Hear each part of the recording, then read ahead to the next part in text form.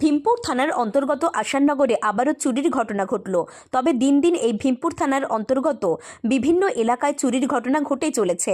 আজ ভীমপুর থানার অন্তর্গত আসাননগর কলেজ পাড়ায় এক মহিলার বাড়ি থেকে লক্ষাধিক টাকার সোনার ও রূপার গহনা এবং নগদ 10,000 টাকা চুরি হয়েছে বলে জানান। ঘটনাটি ঘটেছে আজকে সকালে।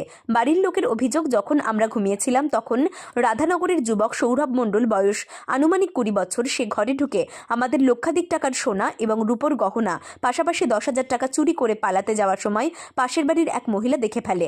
পাশাপাশি ওই মহিলার পরিবারের 4 জন সদস্যের ভোটার কার্ড, রেশন কার্ড এবং আধার কার্ড পাওয়া যাচ্ছে না বলে এমনটাই জানিয়েছেন ওই মহিলা। এই ঘটনা ঘটার পর পরিবারের পক্ষ থেকে ভীমপুর থানায় লিখিত অভিযোগ করা হয়েছে। এই ঘটনা ঘটার পর পুলিশ ঘটনাস্থলে গিয়ে তদন্ত শুরু করেছে। তবে ভীমপুর থানায় এই চুরির ঘটনা আজকে নতুন নয়, এর আগেও বেশ কয়েকবার চুরির ঘটনা ঘটেছে। প্রশাসনের ভূমিকা নিয়ে উঠছে প্রশ্ন। তবে এই চুরির ঘটনার পর এলাকায় বিশেষ চাঞ্চল্য ছড়িয়েছে। ওই তো ওদের বাড়ি একটা ছেলে এসেছিল, ওই ছেলেটা আমাদের ঘরে ঢুকে আমার যা দেখেছে দেখে বলছে যে এই তুমি কে গো। ও ভেবেছে যে আমার ছেলের বন্ধুরা এসে থাকে মাঝে মাঝে। তারপরে ও ছেলেটা নাকি চটি হাতে করে চলে গিয়েছে অতটা দূরে। তারপরে আমার যা বলছে শোনো, তারপরে এসেছে, আসলে বলছে তুমি কে। তা বলছে কি যে আমি বাথরুমে এসেছিলাম। ওই বাথরুমে এসেছিলে তো ঘরের মধ্যে কি করছো তুমি? তো বলছে আমি বাথরুমে এসেছিলাম। এই কথা বললে ও চলে যাচ্ছে। তখন আমার যা চিৎকার করছে যে ধরো ধরো ধরো ওই ছেলেটা। তারপরে আমার দেওর বেরিয়েছে, ও আমার তার আগে আমার ছেলেকে ডেকেছে। ছেলেকে ডাকলে আমি উঠলে তারপরে দেখি কি আমার দেওর দৌড়াচ্ছে। তারপরে দৌড়িয়ে গিয়েছে, ধরতে পারিনি।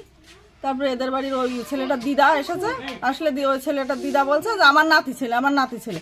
ও তার মধ্যে আবার আমি দেখি আমার জিনিসপত্র সব চুরি গেছে। তারপরে দেখে আমি বলছি আমার সব জিনিসগুলো নিয়ে গেছে। তখন ওই ছেলেটার দিদা বলছে তোমার ভয় নেই, আমারই নাতি ছেলে, তুমি পেয়ে যাবে জিনিস সব। তারপরে আসলাম, এসে দেখি ওর ছেলেটার মামা, ছেলের ভাই, মা সবাই রয়েছে এই বাড়িতে। ওরা বলছে তুমি চিন্তা করো না, ওর মামা বলছে সবই দিয়ে দেবো, তোমাদের চিন্তা নেই, যা যা নিয়েছে সব দিয়ে দেবো। প্রশাসনকে জানিয়েছেন? হ্যাঁ। তারপরে আমার ছেলেকে, আর এখন ওই ছেলেটা অস্বীকার করছে যে শোনা ছিল না। আমি শোনা যে শুধু রূপোর জিনিস পেয়েছি আর ফোনটা। তারপরে এখন আমি আবার ওই ওর মামা টামা সবাই বললো তোমার চিন্তা নেই, সব দিয়ে দেবো। তারপরে তো আবার প্রশাসনের কাছে গেল আমার ছেলে, গিয়ে সেখান থেকে আসলো, সব এসে লিখিত টিখিত নিয়ে গেল, দেখলো ওনারা। ছেলের দিদা এখনো আছে। আপনারা কি চাইছেন? আমার জিনিস আমি বুঝে পেতে চাই।